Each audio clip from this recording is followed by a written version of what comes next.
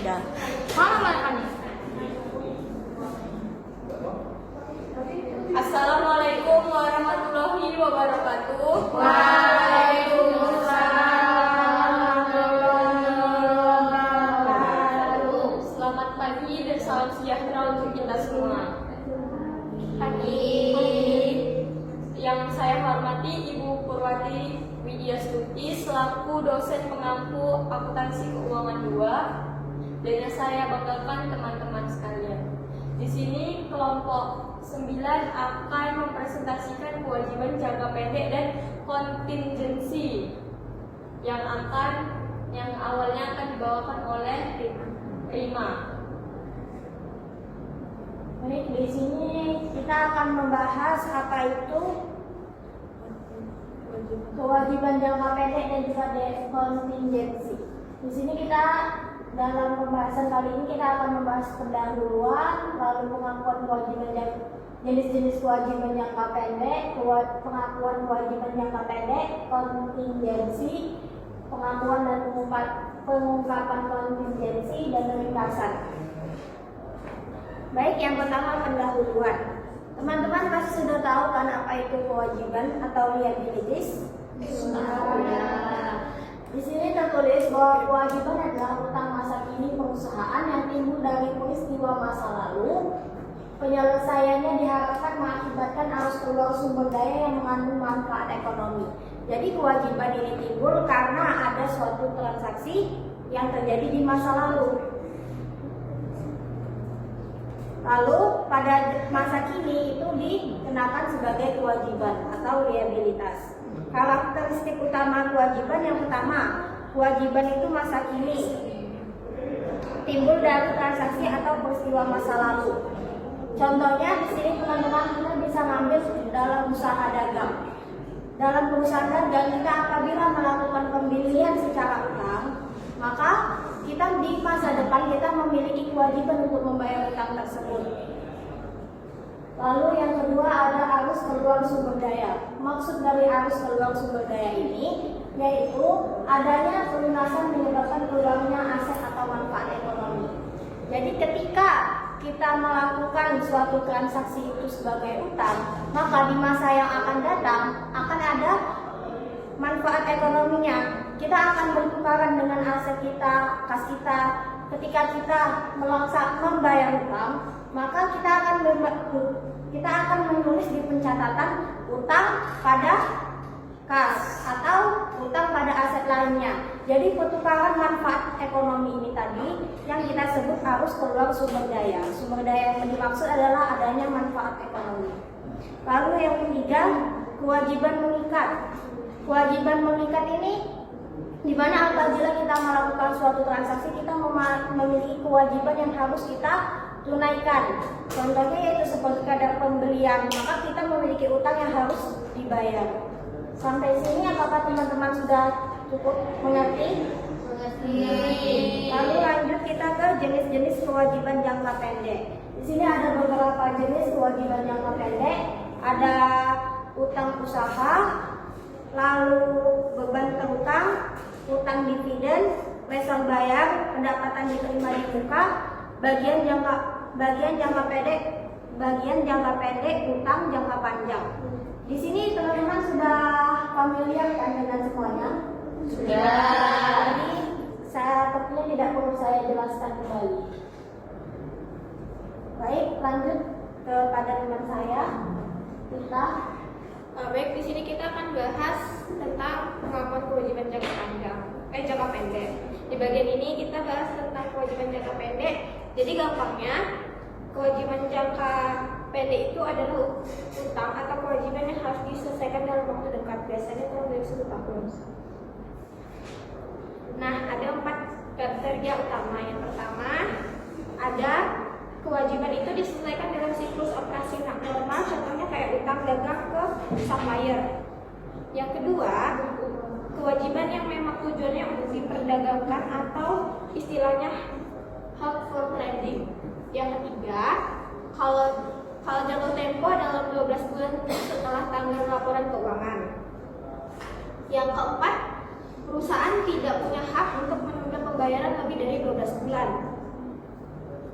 Terus untuk pengukurannya biasanya pakai nilai nominal tanpa diskonto, soalnya jangka waktunya pendek, jadi efek diskontonya nggak terlalu berpengaruh.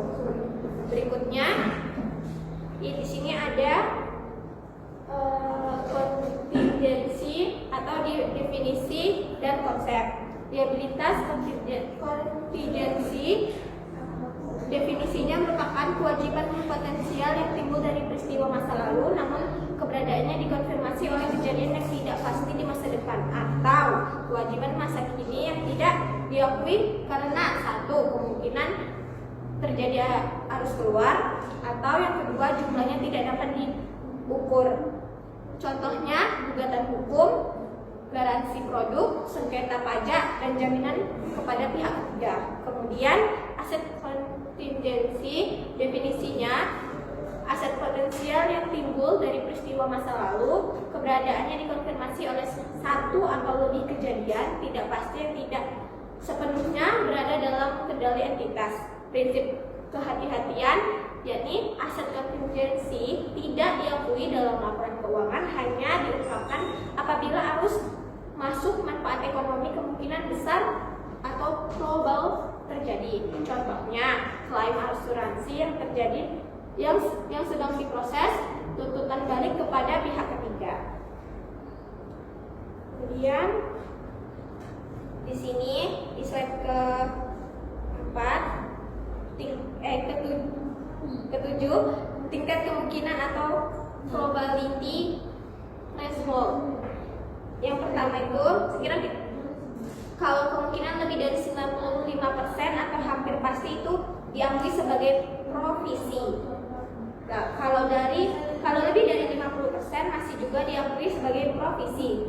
Kalau antara 5% sampai 50% itu belum diakui, tapi harus diungkapkan di catatan laporan keuangan. Dan kekurangan dari 5% itu dianggap kecil banget, jadi nggak perlu diungkapkan. Dan ini diajukan oleh PSAK 57 atau IAS 37. Provisi diakui A. Entitas memiliki kewajiban kini sebagai akibat peristiwa masa lalu. Kemudian kemungkinan besar keluar sumber daya diperlukan untuk menyelesaikan kewajiban, dan estimasi yang adil dapat dibuat. Baik, kemudian dilanjutkan oleh teman saya. Baik, setelah kita memahami konsep kontingensi, sekarang kita masuk ke pertanyaan utamanya. Kapan kontingensi diakui dan kapan diungkapkan saja? Tabel di slide ini menunjukkan 4 kondisi yang menentukan perlakuan akuntansi. Yang pertama, jika kemungkinan terjadinya besar probable dan nilainya bisa diukur, wajib diakui sebagai provisi dalam neraca sekaligus dijelaskan di catatan keuangan. Jika probable tapi tidak bisa diukur, tidak diakui namun tetap diungkapkan keterbatasannya. Jika hanya mungkin terjadi possible, tidak diakui tapi wajib diungkapkan di catatan atas laporan keuangan. Jika kemungkinan kecil atau remote, tidak perlu diakui maupun diungkapkan. Lalu apa saja yang konkret harus ditulis dalam catatan keuangan saat ini? Membaginya ke dalam 3 kelompok.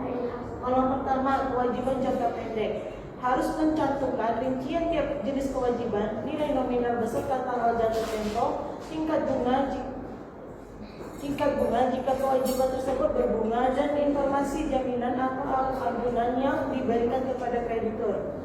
Kolom kedua, provisi, liabilitas kontingensi yang sudah diakui. Harus ada rekonsiliasi nilai tercatat dari awal hingga akhir periode, termasuk provisi baru yang ditambahkan, jumlah yang digunakan dan dikembalikan provisi yang tidak jadi dipakai. Selain itu, jelaskan sifat kewajiban dan estimasi kapan akan diselesaikan. Kolom ketiga, kontingensi yang tidak diakui. Walaupun tidak masuk neraca, perusahaan tetap wajib memberikan gambaran sifat kontingensi tersebut. Estimasi dampak keuangannya jika bisa dihitung, indikasi ketidakpastian waktu atau jumlah, dan apakah ada potensi penggantian dan pihak lain seperti klaim asuransi.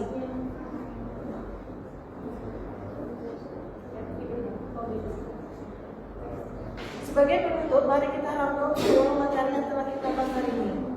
Kewajiban jangka pendek adalah kewajiban yang jatuh tempo dalam 12 bulan, diakui saat timbul dan diukur pada nilai nominal karena tidak diskonto atau signifikan. Jenis utamanya meliputi utang usaha, hasil bayar, beban terutang, pendapatan diterima di muka, dan utang dividen. Kontingensi adalah kewajiban atau aset potensial yang keberadaannya bergantung pada kejadian tidak pasti di masa depan. Threshold atau pengakuan mengikuti prinsip probable tanpa terukur sama dengan diakui sebagai provisi atau provisi. Possible, kalau possible diungkapkan saja, remote diabaikan. Pengungkapan dan CLK harus memuat sifat estimasi nilai, ketidakpastian, dan perkiraan waktu penyelesaian. Sekian presentasi dari kelompok 9. Jika rekan-rekan ada yang ingin ditanyakan, silakan, dipersilahkan. Baik, Saudari Olive, dipersilahkan. Izin bertanya, mengapa kewajiban jangka pendek umumnya diukur pada nilai nominal bukan nilai PI? Baik, apakah mau langsung dijawab? Langsung dijawab. Apa bisa diulangi sekali lagi pertanyaannya? Mengapa kewajiban jangka pendek umumnya diukur pada nilai nominal bukan nilai PI? Baik, sebelumnya kita jangka pendek ya, kewajiban jangka pendek. Kewajiban jangka pendek itu biasanya umumnya itu akan jatuh tempo pada 12 bulan atau 1 tahun. Maka dari itu kita tidak mengikuti nilai masa kini karena kemungkinan untuk seperti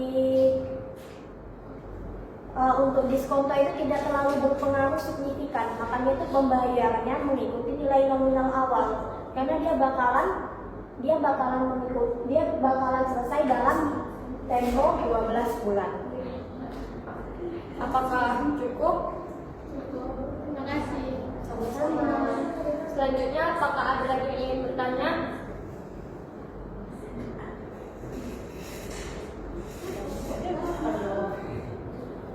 Kelompok 8, apakah ada yang mau ditanya? Silakan. Perkenalkan, nama saya Selasari. Di pertanyaannya, apa yang betul bagi perusahaan jika liabilitas kontingensi tidak diungkapkan dengan benar dalam laporan keuangan? Oke. Apakah dari tim presentasi akan langsung menjawab? Langsung menjawab. Baik, saya akan menjawab pertanyaan dari Tari. Tadi resiko perusahaan ya, untuk liabilitas kontingensinya tidak diungkapkan. Ini nih, jika liabilitas kontingensi tidak diungkapkan dengan benar, maka laporan keuangan itu bisa jadi tidak wajar dan menyesatkan karena penggunaan laporan tidak mengetahui potensi kewajiban yang mungkin timbul di masa depan. Hal itu dapat